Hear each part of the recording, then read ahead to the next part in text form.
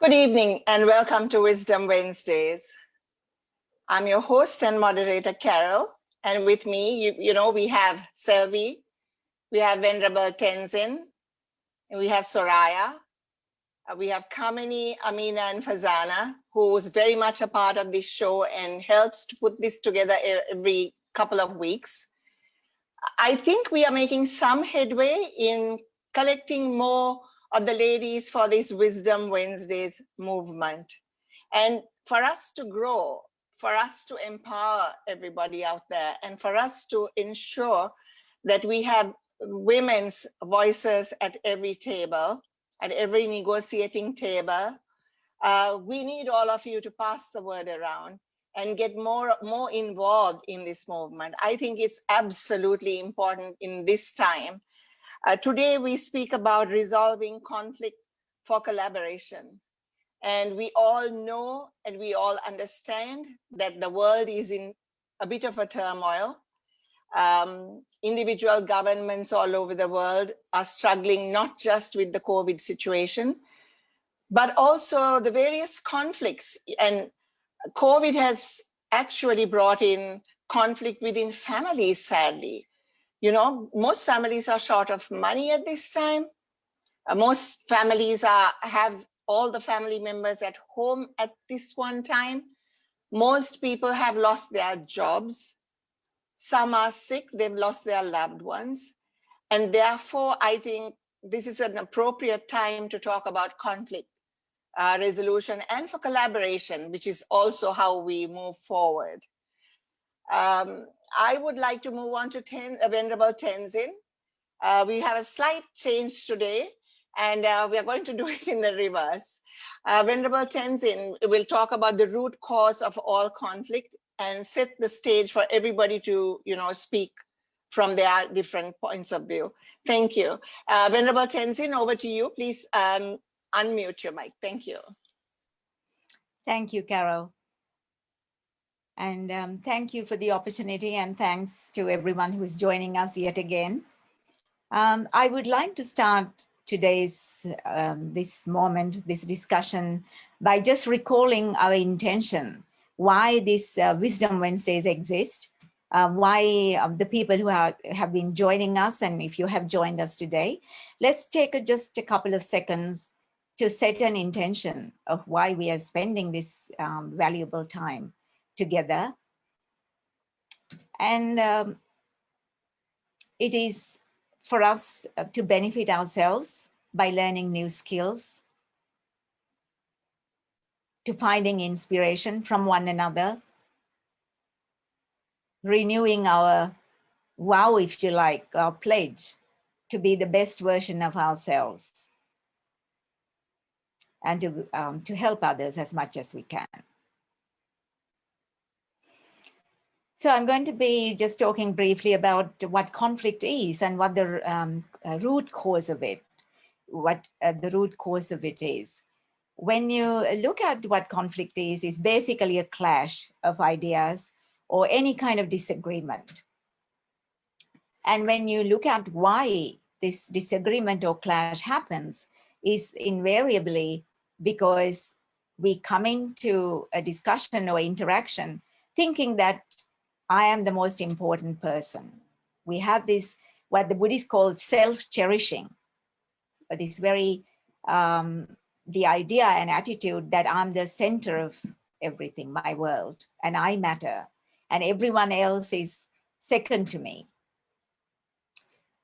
So when everybody thinks in this way, that we think that our happiness far surpasses everyone else's happiness, when we want this two different things, we then don't know how to deal with it. We start seeing the other person with a different idea as an adversary, hostile. In a family, they don't love us enough. From a very young age, we get trained to look at conflict as a very bad thing. If we love people, we will not create any kind of disharmony or conflict. We will not have a different idea. So we get very mixed up with love and pleasing. We don't know the difference. I think this unfortunately starts at a family level, especially in patriarchal family units or societies. There is a very much huge hierarchy, and people are not allowed that atmosphere of safety of everyone being allowed to express their ideas are not there. So Buddhism actually has this very idealistic view. If somebody's um, angry at you, or we are in conflict with somebody, somebody's unpleasant, when we have this kind of interaction, these are the people who create difficulties in our life is like gold, because they are the ones who are going to show us how our mindset is. If we can deal with these kinds of people with the level of compassion, wow, they provide us an opportunity. And 8th century um, yogi from the Nalanda monastery, a scholar, Master Shantideva, said that all the difficulties and sadness, misery in the world comes from individuals wanting, we wanting our own happiness. And all the happiness in the world comes from us wishing everyone else happiness. Now, I must tell you, I'm not Master Shantideva, and most of the world aren't either. So we can't take these difficult conflict-ridden situations and turn them into gold. We can't always deal with them with patience and loving kindness. So I'm actually thinking, I know Soraya is very familiar with this, and she's had considerable training in this. I found Marshall Rosenberg's Nonviolent Communication a terrific tool at this point in terms of being able to communicate and bringing in some sort of a accessible way to think about this, because we still have attachment to ourselves and our ideas. So rather than thinking, okay, I just need to turn this on its head and think about others, which seems a little bit unrealistic, we have to start where we are. And I found this very kind and loving way of looking at the reason for conflicts of ideas as everyone trying to meet a need. How amazing to find that vocabulary and to have a process to really given the opportunity to get in touch with ourselves and our feelings, which we are not trained to do. We don't identify our feelings and emotions. And this process was invaluable for me to actually think of these things rather as not as conflict, but as needs. And that makes a huge difference. And this process sits well within the right speech in the Eightfold Noble Path. So I'm very, what can I say, as a secular tool, and as a pathway or bridging a gap between this self-centered attitude and working through our needs. And then, of course, we can negotiate. We can develop some kind of collaboration. We have the language to work with others. We can move into a state of understanding, listening empathetically. Even if we take a couple of steps, learn how to listen with an open heart and empathy, and then identify our need and express it at a fundamental foundational level, we can make progress. But this requires awareness. If we have no awareness about our feelings, how we feel, what our needs are, as most of us, we don't have any introspection at all. We are like eyes. There's always, it can look outside, but our pair of eyes cannot see itself. So we have no introspection. We don't know how we exist. We talked about how to bring in a level of wisdom into the way we interact with others, is to really understand the interconnected between ourselves, that we are not a separate entity. We are not an island. And what we do has an effect on others and ourselves.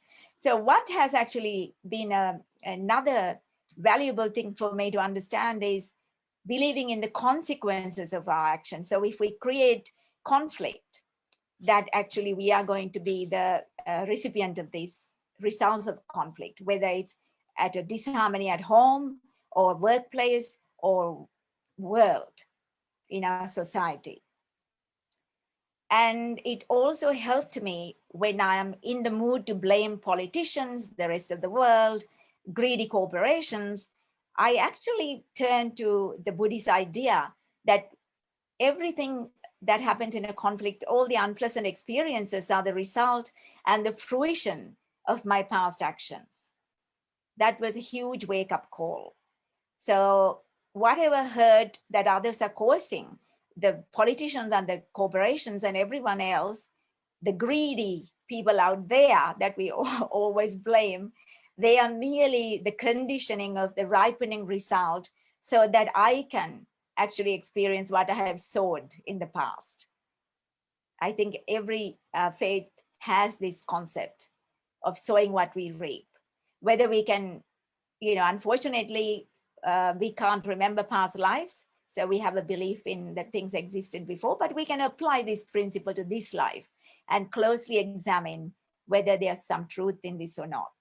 Whether the consequences that we're experiencing, the causes were 30 years ago, started 30, 40 years ago, long before.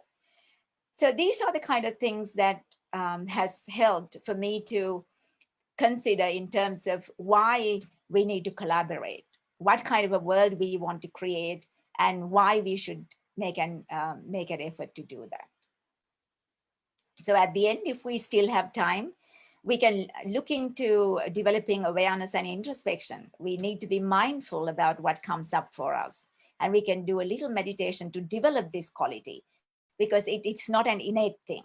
And when we are thoughtful and when we are clear about our needs and our usual more sort of common approach to disagreements and conflicts disappear, and huge differences can happen from that point. So let's work on that a little bit later.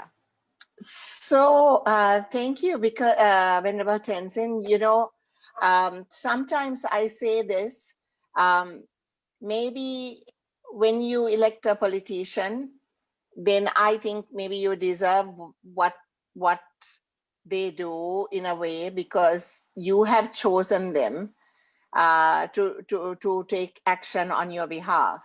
And then I say, but I don't deserve it. Why do I have to put up with these same, politicians who, in my mind, I was telling Selvi earlier, I've been going through a lot of grief recently because there's such a destruction to the environment happening here. And this is apart from everything else that is going on with the COVID situation and people being taken to quarantine, etc. Even people who are not, who don't show any symptoms, who are taken to quarantine. And I was questioning the wiseness of it all. And so it's amazing that you talk on this matter today, because I've been having a hard time lately trying to figure out what it is I can do to make change, and the frustration that there is nothing I seem to be able to do to get to see, to have somebody see reason. So what do you say to that? Look, it is very painful, and I can understand why when you say that you are not deserving of the conditions that is coming about. But we have to, there is a much bigger picture. It's bigger than us and it is beyond our control. So there is the long, kind of the bigger picture. So in your experience that you have a lot of empathy for others and you want to make the world a better world. So with that, you experience a certain amount of grief. And, with that good heart, with good intention, you do what you can. And I think we spoke of it before. Yes. We need to realize there are limitations. And then it is all about, you have to deal with the conflict within your own mind. And it has to have a certain amount of self-care for yourself and the wisdom of understanding it's all beyond our control. We only have limited control. Right. Can I come in on this, Carol? Yes, yes, please. I think Venerable Tenzin has very succinctly put together some ideas about the causes of conflicts. Now, why should we resolve conflict for collaboration? And even that was touched by Venerable Tenzin, for creating a better world, for creating, better human beings, to see ourselves in the best form that we can perform or be. So collaboration is important, and for that we have to resolve conflict. But wherever people interact, there is always some conflict or the other. As we had put in our notice of this meeting, there is conflict in the marketplace, which emerge as trade wars, conflicts in homes, which get into the courts as divorce proceedings, conflicts in workplaces, conflicts in environment and between environment and man, conflicts between ideologies, conflicts in religious and linguistic communities, finally, conflicts between nation states. But usually it is thought that I mean, the general sort of understanding is that conflict is because of lack of the scarce resources, or due to scarce resources. There is not enough resource, so we fight about it. But let me give you an example to actually give you the mechanics of conflict. Take a poor family with two children, two boys, and they don't have enough to eat every day. But whatever they get, they share equally among the boys and the family, and the wife and the husband, they eat. And they look after each other. They go half full in their stomach every day. There is no conflict there. There's love.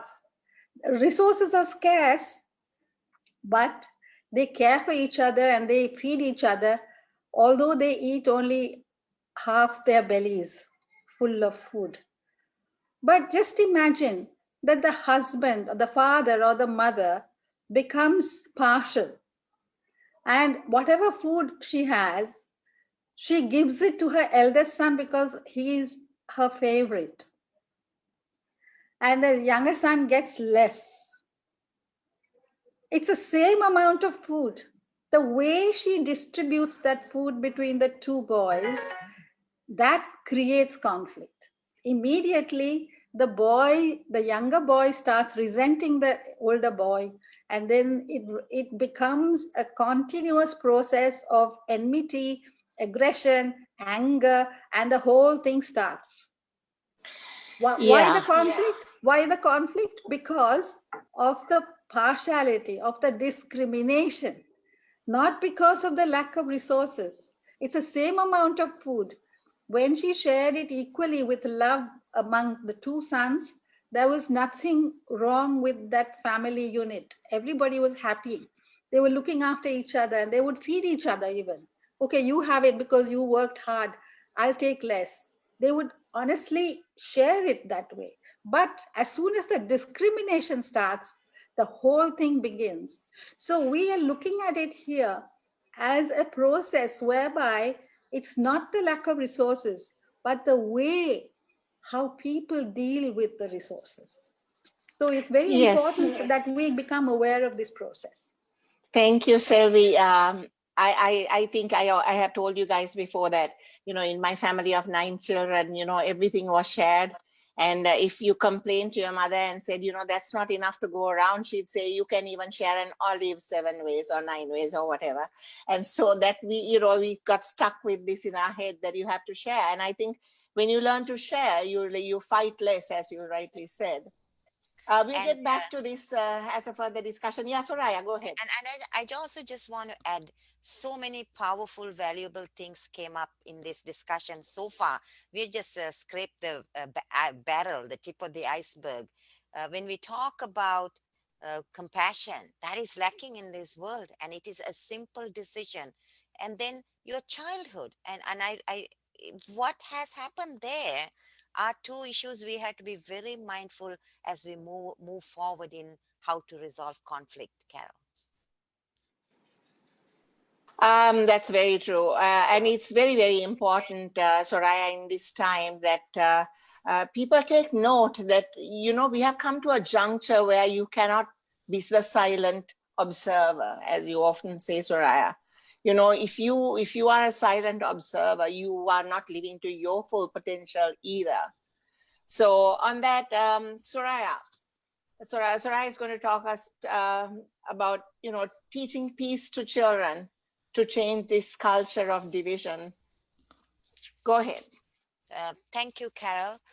Um, Gandhi once said something so profound and powerful. He said that there's only one thing, it's a very simple thing that we need to know about violence and non-violence. Violence is always going to harm you, and non-violence will always heal you. So when we understand this but simple truth, the choices we make become very, very important. So talking about what happened in our childhood, how are we raising our kids, and how were we raised is a critical component for us to go back and visit. I remember conducting classes on nonviolent parenting, and believe me, lots of the brokenness, the violence begins in our homes. When Mother Teresa was awarded the Nobel Prize for Peace, she was asked, "What message do you have for the world?" She said, "Go home and love your families." That's where this originates. And Carol, you said we have leaders who they lack compassion, because I'm sure they were not brought up in compassionate surroundings. Venerable Tenzin said, what missing is that we're not mindful. So when we have this brokenness that we began with, and we are not mindful with what we are creating, there's going to be a lot of pain and sorrow and violence, without a doubt. And want to stick to my topic a little on this issue. I remember teaching this class. We do 7-8 weeks of classes, and I don't know, in Sri Lanka, men hardly ever come for these classes on parenting and how to raise a child. They think they are above it, they know it all, or they have no time, simply put. So there was this one man who came for all 7 classes, and every day he wept, he wept, he wept. Then there were some videos we show about violence, beating children. And he said, "Oh my God, this is exactly what I do to my kids, because this was done to me. I was raised in a very violent household. I was not listened to. I was not heard." Uh, and then this spills into the other arena, where when parents get together, you just ask them, "How do you want your child to be?" The first thing they say is, "We want our child to be listening to us. We want our child not to question, not to be obedient." And then you flip that question and ask parents, how do what do you want to also be? I want to also listen to my child. It never occurs to parents that when the question is flipped, we want to be listening to our child. That hardly ever takes place. So this is the mindfulness that we need to raise our kids with. It is in this environment that we need to raise our kids. If you are not listening, what are you modeling? You know, this is very critical, because children become who they have experienced. We have to be sad as parents, not that our children are not listening, but our children are watching. And I don't enter this topic as if I know everything. I have made terrible mistake myself. And then when I realized I need to be a better parent, that's when I went and certified myself as a nonviolent parent educator. And that opened a whole new world of just learning and learning and learning. So today, let's focus. I want to draw your attention to 2 kinds of parenting that can take place in our homes. One is nonviolent parenting, and I talked about what Gandhi said. And the second is the dominant paradigm we come from. Okay? So in the dominant paradigm, there's a lot of manipulation, where we want children to comply, and not be heard. uh, so when we start begin this process of parenting in this way, what kind of children we raise? Yeah. And these children who subsequently they acquire skills, knowledge, okay, that is for living, that is to get an education, but they don't acquire skills for life, that is for spirituality and compassion. So when they don't know to merge the two, I mean, we see evidence of it. And I also, going back to the leadership and why this world is so broken, I think we need women leaders. We have to accept that fact. Look at the women leaders in the world and how well they are managing situations. And this lady Amma, she says compassion, it's a decision you make. It's a decision, because every decision you make out of compassion leads to unity, harmony, joy, and celebration. When you don't make that decision, I don't know, I remember when I was growing up in Sri Lanka, we during lunchtime we gathered to have lunch, friends, and we don't even eat our own lunch. We first open one person's lunch and all of us eat that. Is that true? Does that happen today? I don't know. So this is equity and equality, that we just learned it. That was our culture, that was our country, you know and those are the things that we should be really going back. We don't need PhDs on this.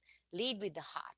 So when we talk about when we talk about the home front and how we can raise peaceful children, we have to.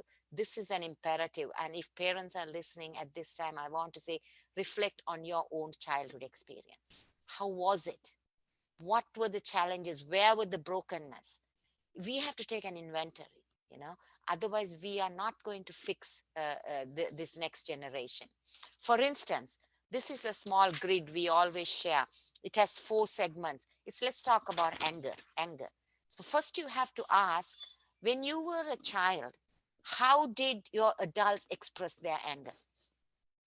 I mean, I don't have to tell you this. All you have to go is and revisit, because in old times there was only the fight or flight, right? Our parents did not use the emotional brain as much as now we are learning and growing to use.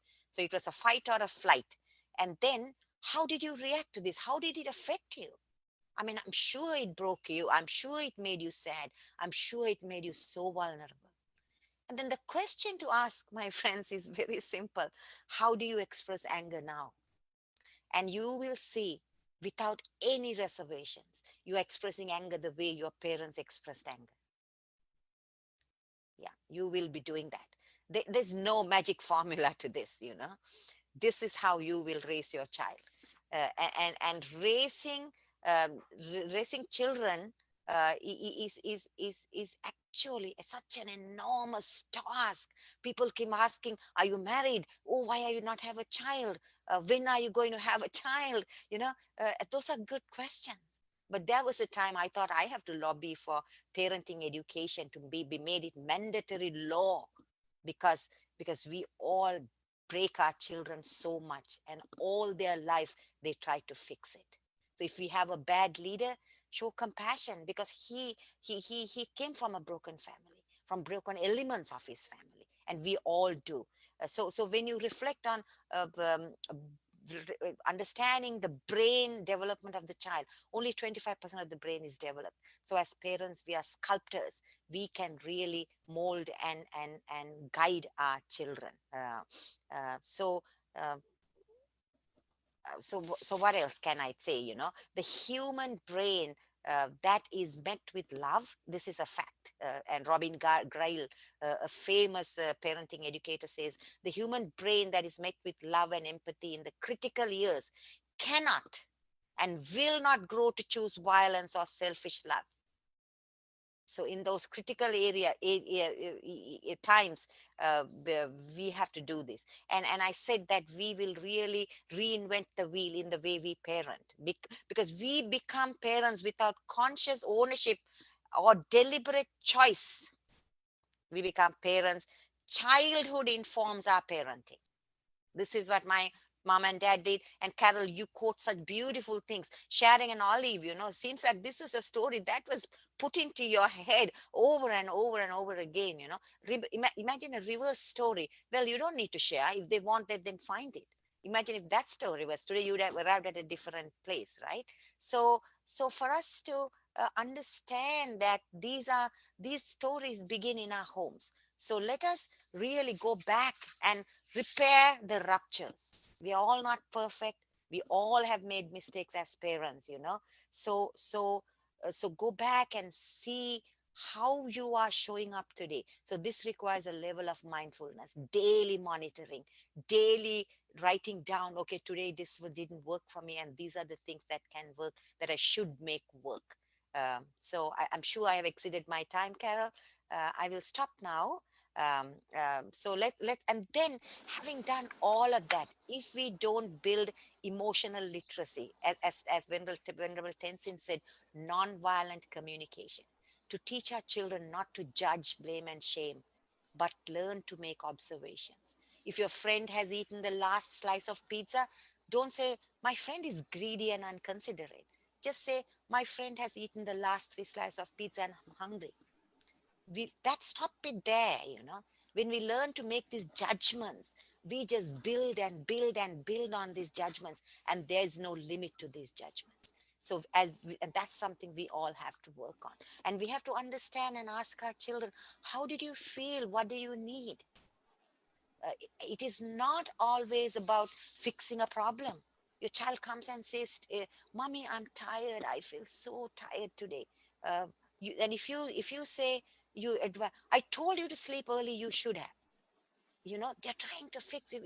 Rather than doing that, what will that child learn if you say, oh honey, I'm so sorry, what do you think triggered this? If you can take a moment to listen to that child versus, I told you so, you should have listened to me, you are not listening to me, and this game of blame and shame continues. So these are new paradigms. We talk about paradigm shifts. These are not things we do every day casually. These are things we do in a mindful way. And I want to stop with this call, Carol. You so beautifully told every one of us who are listening, particularly women, we have to birth, and we have to build, and we have to nourish that generation. Don't take this show lightly. Don't take your role lightly.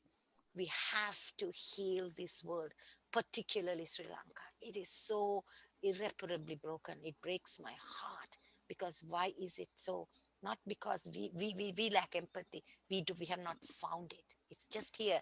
Let us all bring it out. Thank you. Thank you, Soraya. So beautifully put. Selvi, you want to say something to that or ask her a question?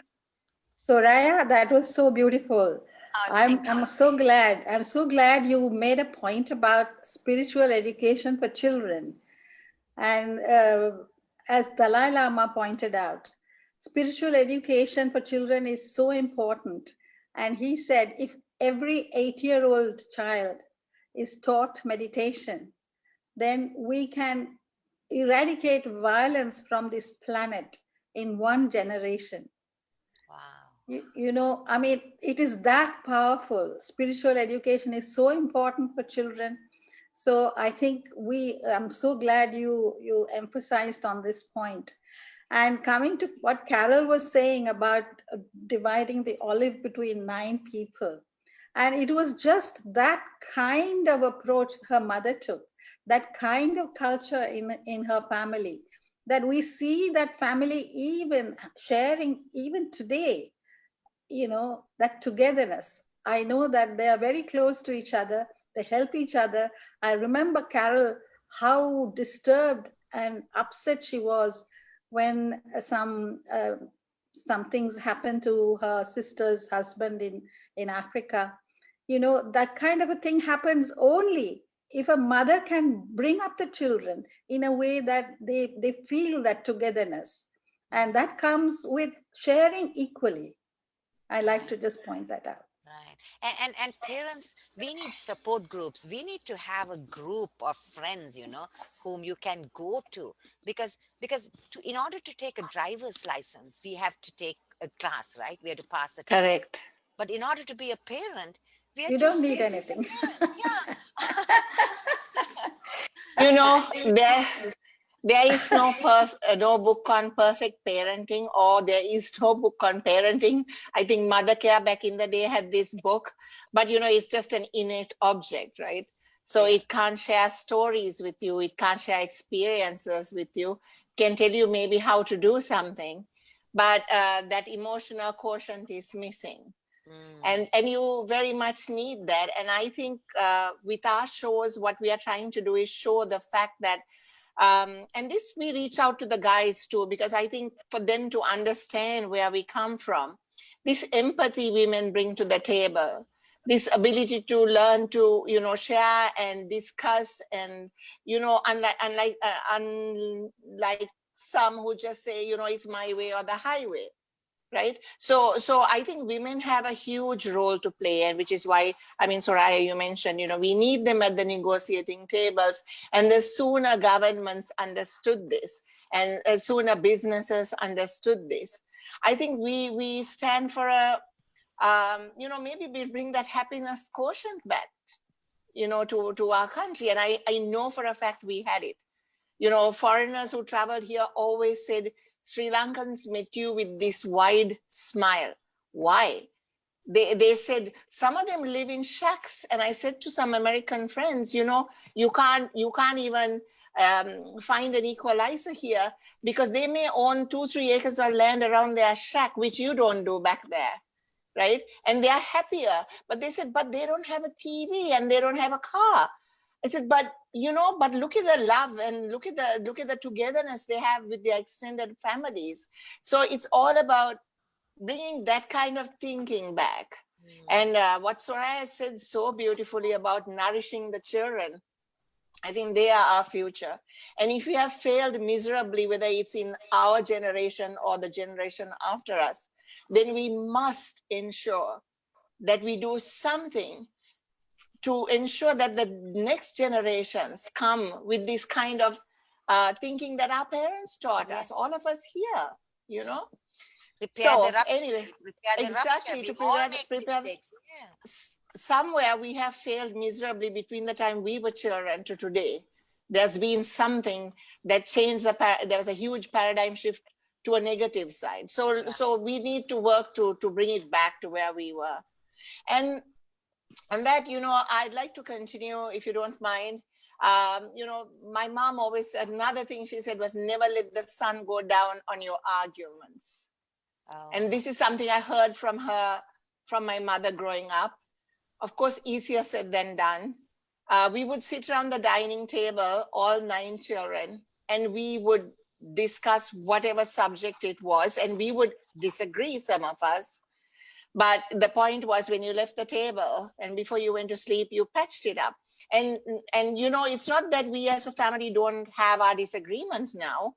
You know, we disagree about stupid things. We are stuck in a time where we think you are 15 years old and we'll compare sizes and whatever. But in reality, you know, we are all there for each other, as Selvi said. So for a start, taking ownership of your side of problems is not just a brave thing to do, but also the right thing to do. It helps one's mental strength and stops the blame game.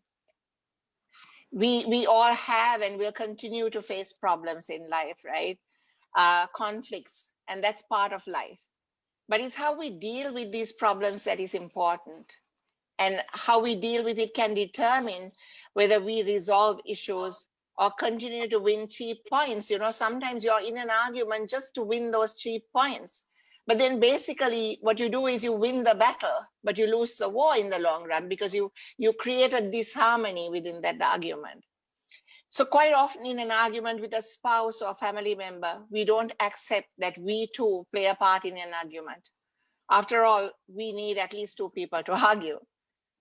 And dealing with others, whether it's your children or a spouse, using the words I feel is better than saying you did this or you did that.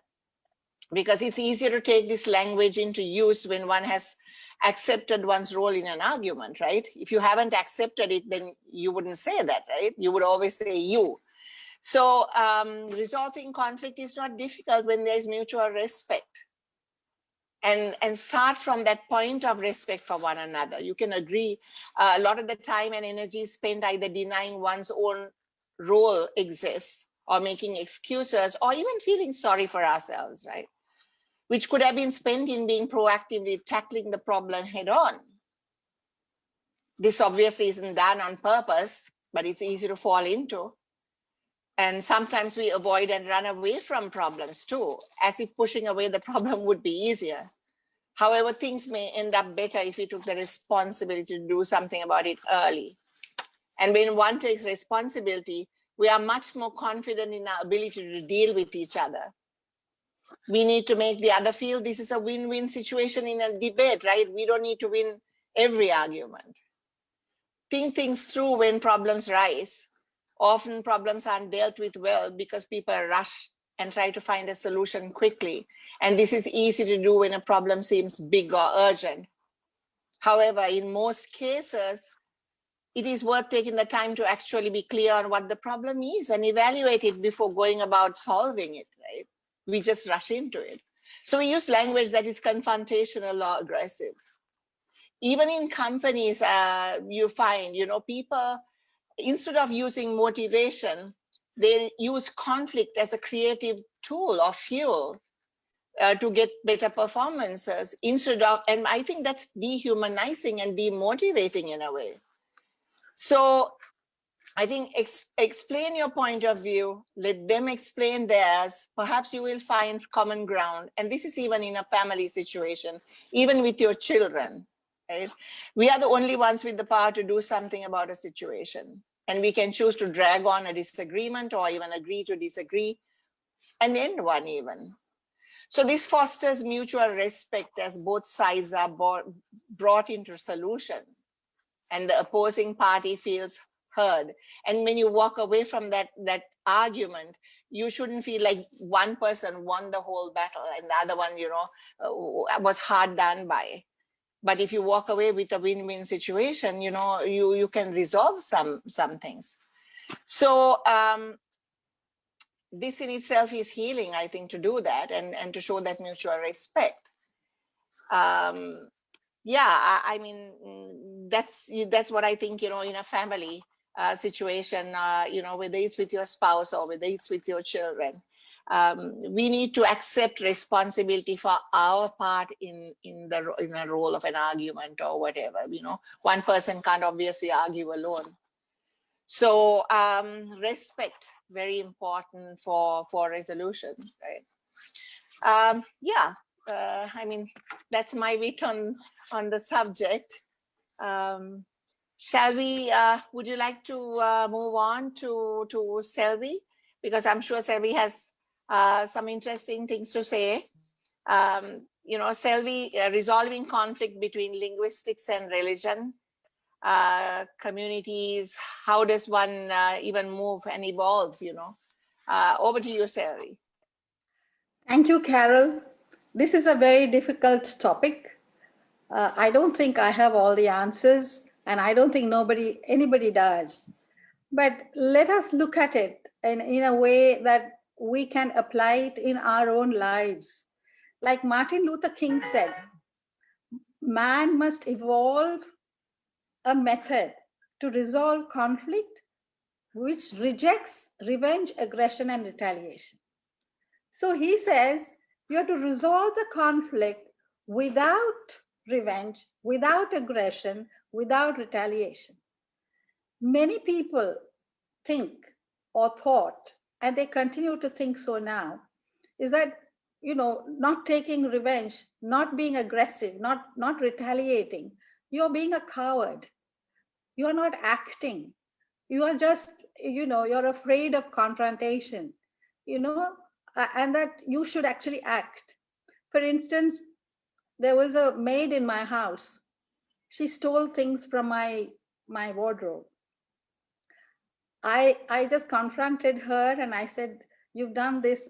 I don't trust you anymore. You must now go away. I have to send you home. But people come and say, why didn't you take her to the police? You should have reported on her. You should have done this. You should have done that. I said, why do I want to do that? Is it because I want to take revenge? I want to become aggressive? Or do I want to retaliate? No. So what is the difference between being proactive in a situation where you have been hard done by?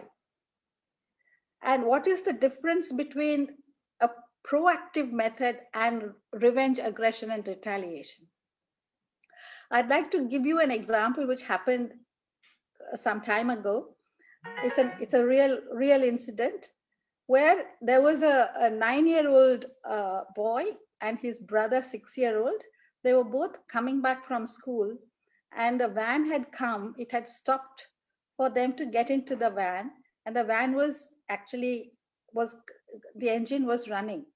In the meantime, a senior student rushed past by the little boy, grabbed his bag, and ran across the road. So the elder boy, the brother, actually was so angry that the senior student had done this. So he chased him back, pushed him down, and took the bag back, and he came. After coming, he took a nice big stone and threw it across the road at this boy in anger. But in the meantime, a car had come in the way, and then he broke the headlamps of this car. But since the engine was running, they got into the van and they left. But the driver was very, very anxious to get hold of this child. He went to the principal, he got the address, he went to the police station, made a complaint, and the boy was brought back and they had to pay damages. Now, the point here is I'm trying to differentiate between proactiveness in dealing with somebody who is hurting you and revenge and retaliation and aggression. When he ran away and he got the bag back, he has protected himself from that act of cheating or stealing. But what he did later was revenge, aggression, and retaliation. And that brought so much of agony, trauma, and trouble for him and his family for weeks to come. So my point is, when something happens to you, you have to learn to deal with that issue and not react. When you react, it starts another cycle of events, then which brings back to you a whole lot of other things that you didn't want in your life. When he brought the bag back, the matter was over. But when he started the aggression and the retaliation, another cycle of events that started, which kept them in trauma and agony and sadness for the rest of the 2 months that followed. So one has to make a difference between actually being proactive and in dealing with situations where you're hard done by, and becoming revengeful and aggressive and retaliating for no reason at all. So this is where I think Venerable Tenzin also made a point on that, and Soraya reinforced it. You have to become aware of what happened, how should I deal with, and where should I stop. And so this is the method that Martin Luther King is talking about, to evolve a method whereby you deal with human conflict by rejecting revenge, aggression, and retaliation. But then, can we apply this for resolving conflict between linguistic and religious communities? Now, that's a big question. But if you notice, as far as religious communities are concerned, those who wish to cause religious conflict are small. All of us are not religiously conflicting in our ideas. We're quite happy to live and let live, and people go to their mosques, their pansalas, their temples, their churches. We don't have any problem with that. But a small number, they dominate the headline. because they create the conflict and then the media picks it up and they dominate the headline. Now, how do we respond to this as general public? Given that the few who create religious discord do it to further their own political ends. See, this is what was very, very important. When we respond and react with revenge, aggression, and retaliation, when people make these kind of religious conflict statements in the media, we are actually playing into their own hands. That's what they want. They want us to react, and that's why they're doing it. You see, so I think we need to be very, very careful not to react in a way, in an aggressive or a revengeful way, in order to meet with these kind of allegations that are being promoted in the media, promoted in public speaking, promoted in all the online postings and whatever. So for that, again, we need to become very aware. Okay, now he's saying this for this. I must not react. Let's see how we can resolve it in another way. So all these problems, that have been created so far in the last 70 years of our independent Sri Lanka has been just simply tit for tat, religious and linguistic conflicting statements from here and there. And once you start doing this tit for tat, it just becomes bigger and bigger and bigger and bigger, and then it finally erupts into a civil war, literally a civil war. So we need to see that these things don't happen again.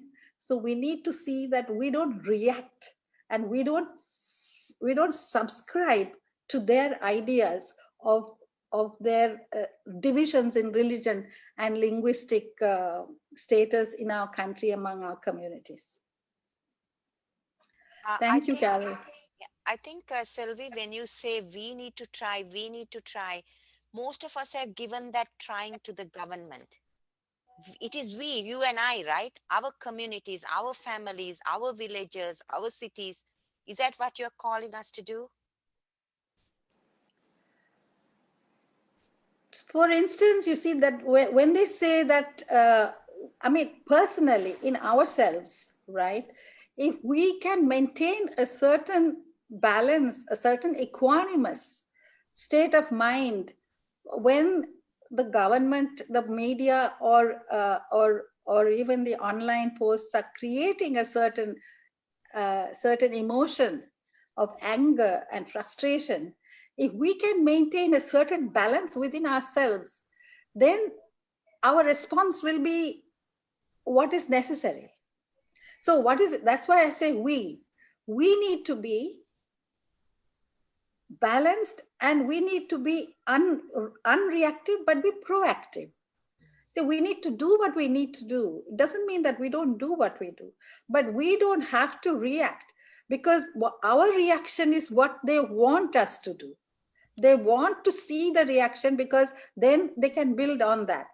Then we react more, and then they build on that. So if we stop reacting, they have nothing to build on, So I think that reaction will happen only if we lose our balance, only if we lose our calm, only if we lose our peace. So once we remain peaceful, remain balanced, and remain calm, they can't do anything, because you need two hands to clap. You can't clap with one hand. They can keep on saying what they're saying. If we don't react, nothing will happen. So this wisdom has to come from us, from our state of mind. Right.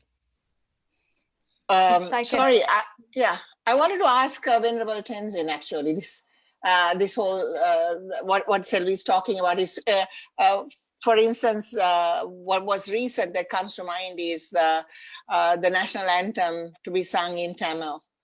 And then the government decided it was not possible.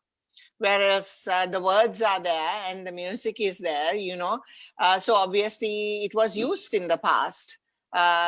So how do we deal with that, Venerable Tenzin? Can you help us out? I think somebody mentioned, I think Selvi mentioned that when it comes to ethnicity, religious conflicts that has a history in our country, I think as governments and people, we have to be very mindful about the mood and the temperature in the country. So we know there is a Sinhalese majority. We know there are various grievances. We know the fear in the communities from all sides.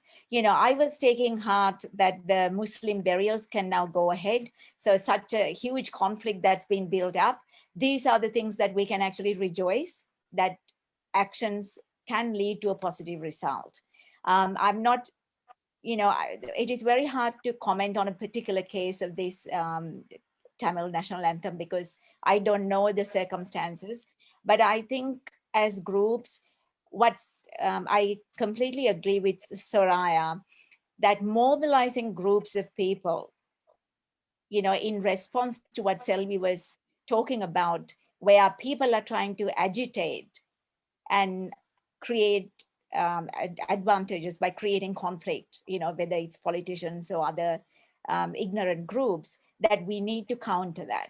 And we have to, if we have some agency and choice and some capacity, we need to use that capacity for the greater good, for peace movements, for tell them about Gandhis of the world, the alternative methods. We need to protect them.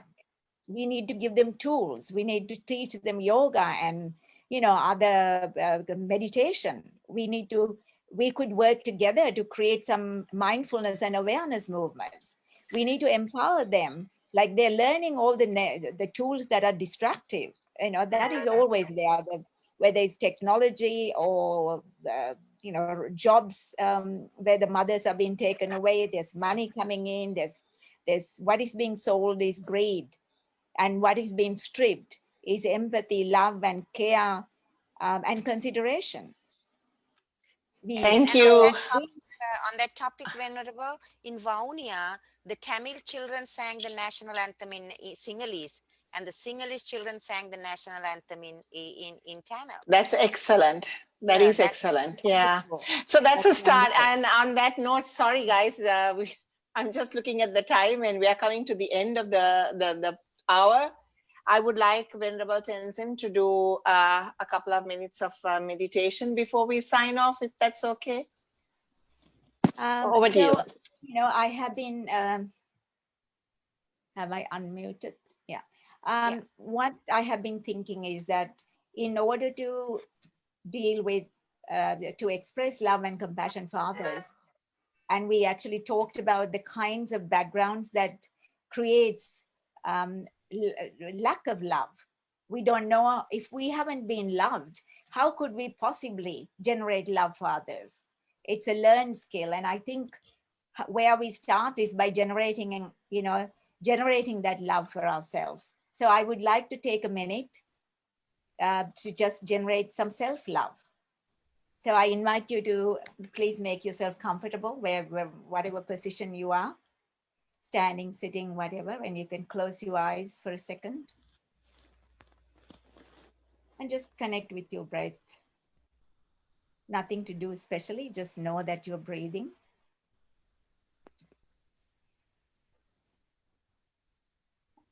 And please just ask yourself, what is it that you need right this moment to have happiness for yourself? Just with an open heart, ask yourself, whatever your need is right this moment to have complete happiness in your heart. And just see what that feels like to ask that of yourself, to allow some time, a few seconds in your busy day, to be your friend, to be kind to yourself, See what comes up.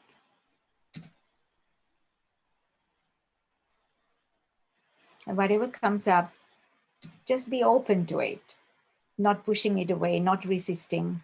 Whatever the need is, just embrace it, accept it, and just feel glad that there is this need. And if you can fulfill it, you can work towards it. From this place of love and kindness towards ourselves, we can then at some point reach out to the world. So I hope you hold this feeling, loving, tender feeling within your hearts as you go about into the world. May all beings be happy and be free from suffering. Thank you. Thank you very much. That was beautiful. I think we all need some healing and love. So that's beautifully said. On that note, 24th of February is our next show. So please join us then. And on behalf of our panel of wonderful Wisdom Wednesdays women, we all would like to say thank you for joining us this week. Continue to join us in the future and continue to make use of the tools that we are giving you out here. None of us, our lives are perfect. We are also a work in progress. And that's what we are sharing with you. Have a good night, and we'll see you in 2 weeks on the 24th. Bye.